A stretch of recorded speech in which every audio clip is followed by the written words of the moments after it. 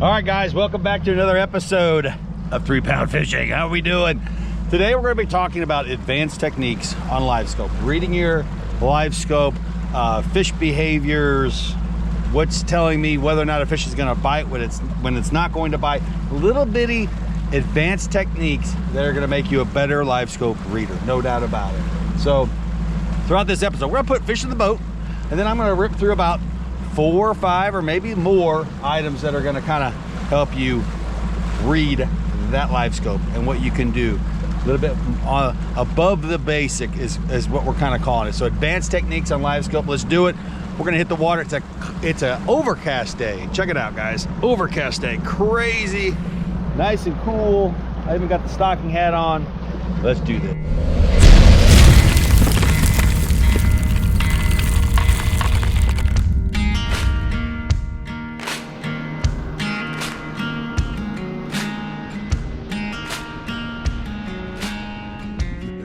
All right, guys, before we get started, let me share you something that just got on the website.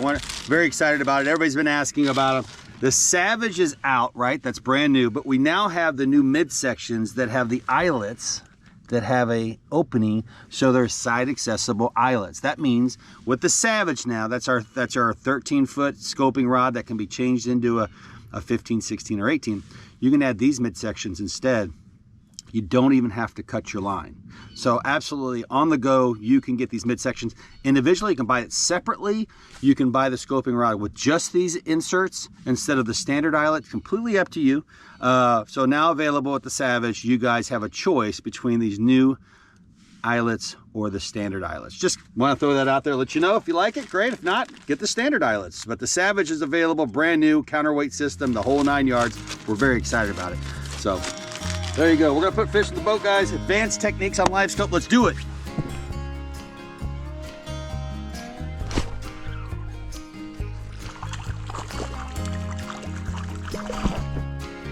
First fish of the day.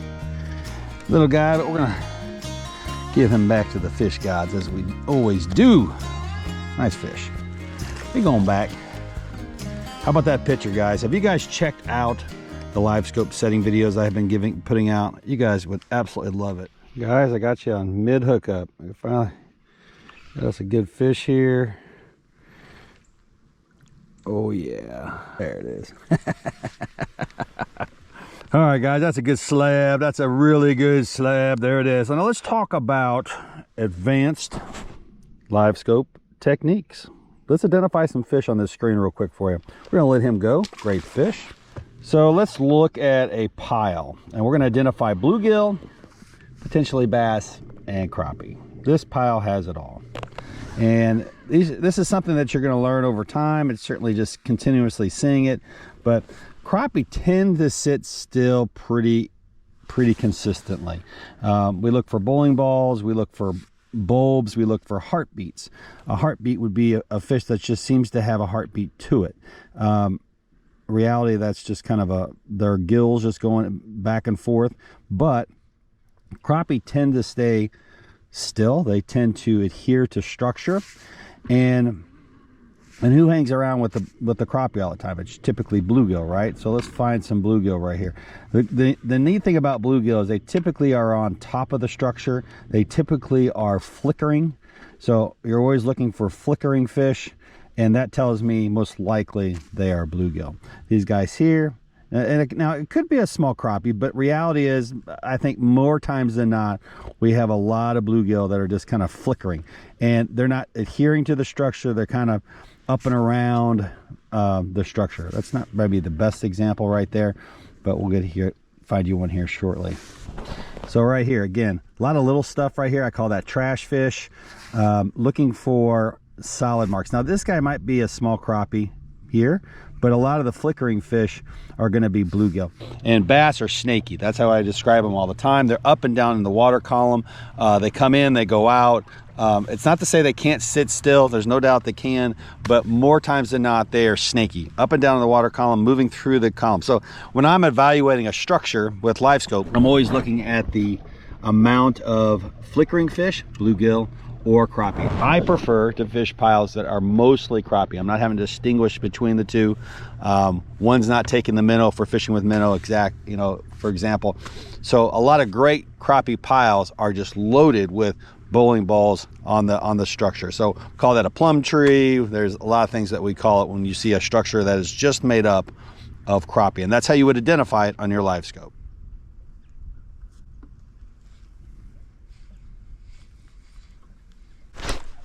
Oh, that's great. Oh, not the biggest fish, but boy, that was fun. That was fun. And we have gotten some serious rain the last couple days, guys, and water levels coming back up a little bit, which has been nice. But the water temperature has definitely dropped drastically. As you can see, it's 60, 64.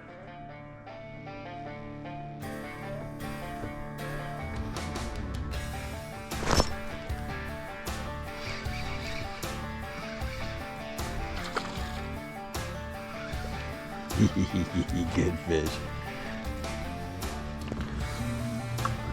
That's a dandy right there, boys and girls. That's a dandy right there.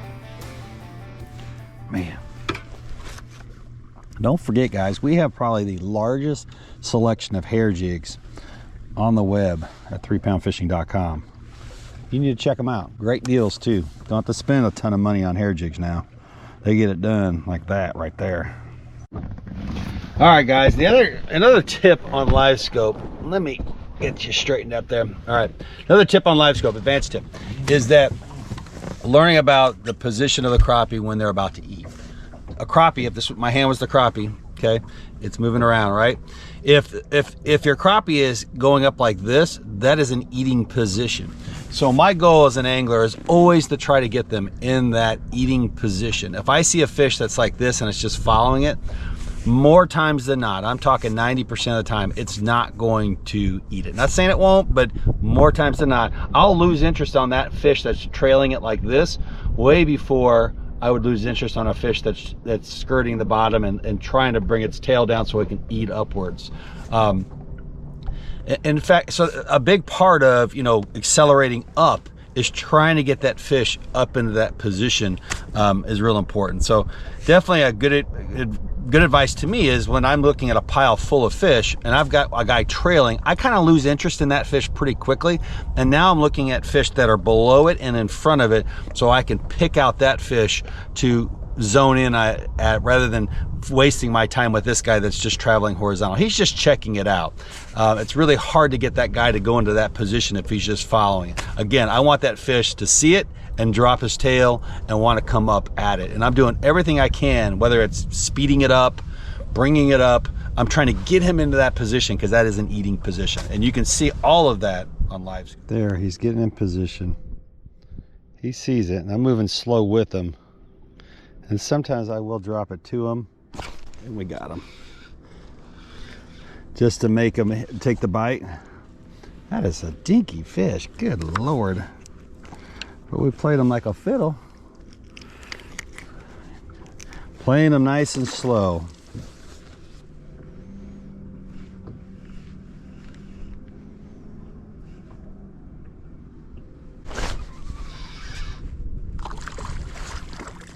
There we go. Woo, baby. Solid fish right there. Now, don't forget, guys, we have the largest selection of hair jigs. I know I've said that once before, but hair jigs like these, I think, are an awesome bait to have in the wintertime. So take advantage of the sales and everything that we got going on the website. All right. The other thing I want to talk about is the amount of screen space you use on your LiveScope. What's going to dictate size?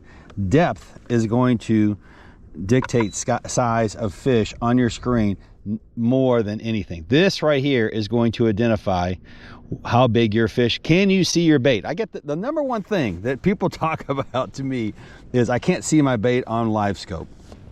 Now, the big factor is going to be your depth, right? That's like what I just said. The other factor is going to be screen size. Screen size is everything, guys. I hate to say it. The 9 inchers, the 10 inchers, you're going to struggle just a little bit. Maybe not so much on a 10-inch screen. But I can tell you the perfect size is a 12-inch screen. This is a 16. If you'd like to get a 16, get a 16. But bigger is better if you want to see your bait.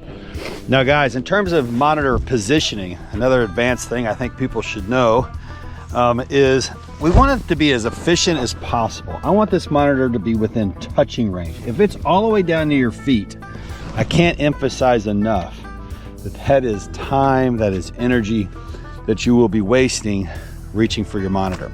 And by the way, these are bluegill right here. See how they're all flickering, flickering, flickering, flickering. Tons of bluegill around right here. So smaller bluegill, bigger bluegill, even a lot of bait fish. So anyway, it's very important to know that your monitor should be as efficiently placed as possible. And I know that the mounts are expensive. I know that they're expensive. Everybody knows they're expensive, but at the end of the day, they are worth their money in gold. I use Cornfield Fishing Gear. You use whoever you want, but customer service is huge for me, and I love Cornfield Fishing Gear. So those are some tips from LiveScope guys. Check out these fish. We got some good ones. We kept a couple for a couple pictures. Don't forget those hair jigs either, by the way. Let me show you these. Right there, guys. Awesome fish, guys. Awesome, and I appreciate you watching. Please subscribe to the channel. And we don't ask for super chats or anything like that. We just ask that you subscribe to the channel and take advantage of some of the purchases online. We've got a lot of great deals there. The rods, the hair jigs, all that good stuff. And we're going to be putting out a lot of content this fall. So stay tuned, guys.